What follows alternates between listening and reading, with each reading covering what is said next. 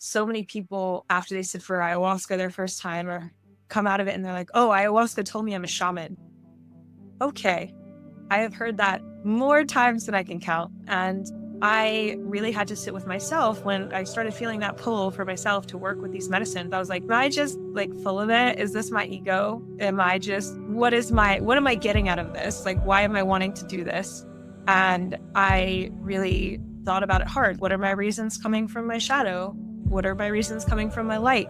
How are they intertwined? So what are the darker reasons I want to do this? And I think it's important for people to sit with themselves and really ask those questions and ask another facilitator to talk that through with them. We need to be open with each other.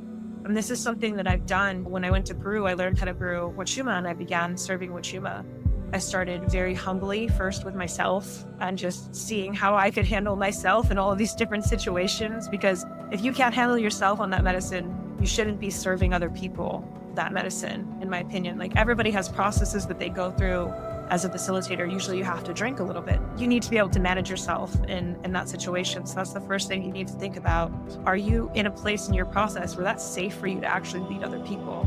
Or can you just contribute your healing gifts in somebody else's space or in some other way that doesn't involve this? Because again, this is a slippery slope.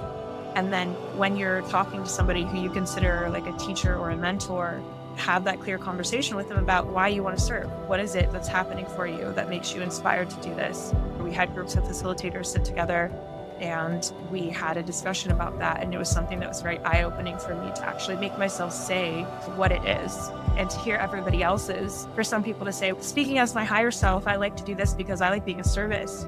And then speaking as my shadow self, I like to do this because I like to be perceived as wise and I like to be the person in charge. Owning whatever that is that comes up and really sitting with yourself and contemplating that is really important, because if you're not looking at those things and you become a facilitator, those things are going to sneak up on you. If you're not aware of those things, you're like, those things aren't me. That's just not real. Those things are going to sneak up on you.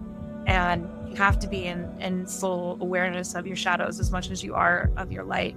And so that's what I say to people. There's also so many other ways to be of service than to be a facilitator. It's a really tricky path. Sometimes not that lucrative. It's something you can make money off of, but I find aversion for myself in a lot of ways in making money off of people's healing. And so I find it to be something that it's a very fine line to walk. How do you want to do it? There's different people that do it different ways. And I think it's literally just a easy thing to do to become out of integrity with yourself. And it's a tightrope to walk. So just think about it if you're thinking about doing that, and don't take it lightly. We don't need that many more facilitators in the world, but we do need people who are thinking about what they're doing and trying to facilitate, really taking it seriously.